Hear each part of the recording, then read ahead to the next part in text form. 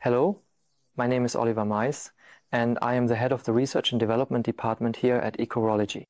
Today, I would like to tell you something about the internal peeling of hydraulic cylinders. The manufacturing of hydraulic cylinders is a very demanding process. Hydraulic cylinders are found virtually everywhere in mechanical engineering. We notice this when we walk past excavators or when we pass construction sites with our children. We see plenty of hydraulic cylinders, mining equipment, tractors.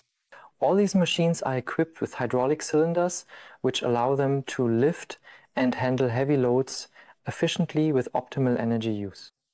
However, hydraulic cylinders themselves are actually relatively simple components in mechanical engineering. This means that the cost pressure in the manufacturing of hydraulic cylinders is very high, which is why there are extremely high demands, especially economic demands placed on production. At the same time, the actual manufacturing of hydraulic cylinders is also technically very challenging because particularly the running surface of the hydraulic cylinder, that is where the piston moves along the cylinder, is subject to very strict friction requirements. There must be very low friction present.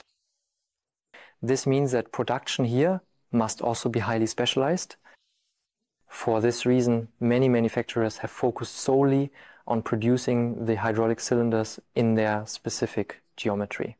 That means they purchase semi-finished products, usually pre-drawn tubes that are also machined on the inside, which they then only need to cut to length sew, trim them, attach the end pieces on both sides, and then the hydraulic cylinder is complete. This means, however, that this tube must be fully processed beforehand. In the past, this manufacturing process often took place in such a way that the tubes were not machined on the inside, but instead were honed after being bored out. This means a surface structure was created that resembled a honed surface. I ended up with nicely friction-minimized surfaces, but the process was incredibly slow. We used to have machining times of several hours here, whereas today, with the Skiving roller burnishing process, we can achieve this in just a few minutes. In other words, it was a quantum leap to now manufacture these hydraulic cylinders using Skiving roller burnishing. However, the question that keeps coming up is, can't we do this on standard machine tools as well?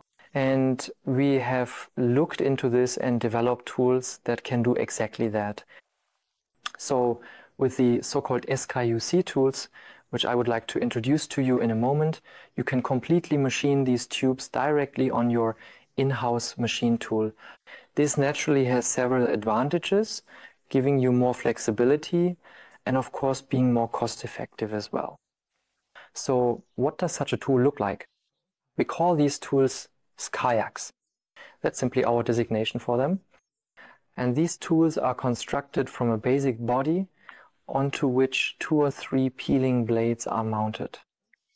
This means we have a 2-edged or 3-edged tool, and on each peeling blade there are 2 peeling edges arranged accordingly. Always one roughing cutter and one finishing cutter. The roughing cutter essentially cleans the surface first, bringing everything to a uniform diameter range, and then the finishing cutter produces the actual final geometry. This means that we can really achieve a roundness and a dimensional tolerance of IT8 directly with the tool. The tools themselves are also equipped with guide strips, which guide the tool inside the tube and thus enable the machining process to take place accordingly. The process parameters you see here on the slide are the actual real parameters. These are typical parameters that we use when we deploy these tools.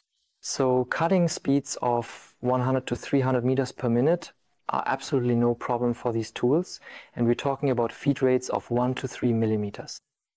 This means that we can cover 3 millimeters per revolution, which is a tremendous increase compared to a conventional broaching process. The cutting depths, on the other hand, are of course very small. The cutting blades are arranged in such a way that the cutting direction is more or less longitudinal to the axis. To give you an idea of the process, we've put together a short video here.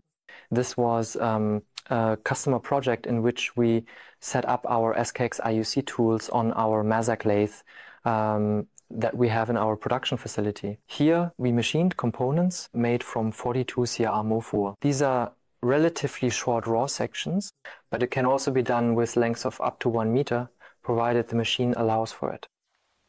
And then I move the component in there.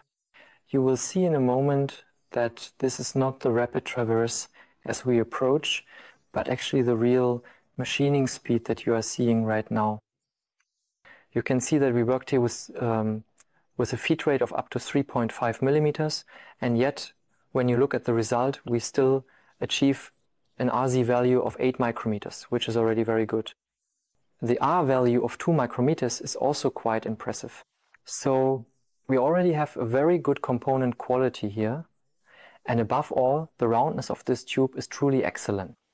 Here we truly have a roundness that can really compete with an IT8 tolerance, and it might even tend to be a bit smaller. Of course, there are a few things you need to keep in mind with this process. I'd like to address those here because it's not the case that you can simply buy this tool like a boring tool or a turning chisel, put it in and start machining. No, you also need to make a few modifications to your process and your machine. And one of the important points is chip removal. Unfortunately, in this process, we can't remove the chips toward the back because we don't want to damage the surface. Instead, we have to eject the chips forward. That means we have the requirement to have at the back something like, well, I'll call it a lantern or something similar, a chip chamber, where the chips can collect and then be removed from there after the process.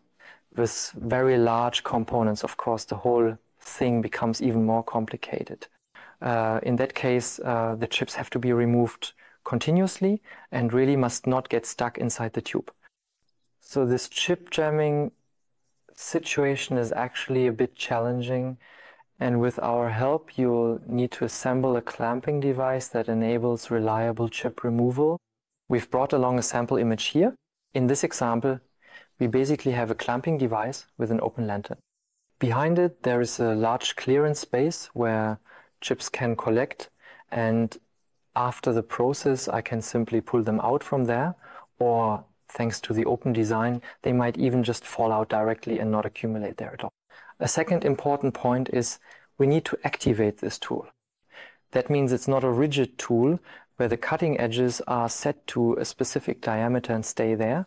Instead, we want to cut as we move in, but then when retracting quickly, we don't want to damage the surface again. This means we have to ensure that our blades collapse. We activate the peeling blades by applying coolant pressure to the tool. Here we need a minimum pressure of at least 70 bar and a flow rate of 12 to 24 liters per minute. The pressure ensures that the peeling blades remain stable in their position, giving us a high degree of dimensional accuracy. The high flow rate in turn is necessary for effective chip removal. You can also see it here in the picture. We have a nozzle installed that is specifically designed to shoot the chips forward so that they don't get stuck and can't somehow be worked back into the component or the tube. If after the process you find that your surface is still not good enough, that this RZ8 is not sufficient for you, which is often the case with hydraulic cylinders, then of course you can also use a standard burnishing tool. In addition, for example, you can simply use these tools like the multi-roller tool shown here. The process parameters are exactly the same as with the peeling process, and with this you can very easily achieve an RA value of less than 0.1 micrometers. I've also brought you a short video of this process. Here again you can see the tool. There is internal cooling, and here too the machining is very, very fast. We can quickly move in with a high feed rate, and by collapsing the rollers we can also quickly retract the tool, enabling a very productive machining process. What you can take away is that even if you are not a hydraulic cylinder manufacturer, this process could still be relevant for you. If you need to produce extremely round or very smooth bores, then this process could be of interest to you.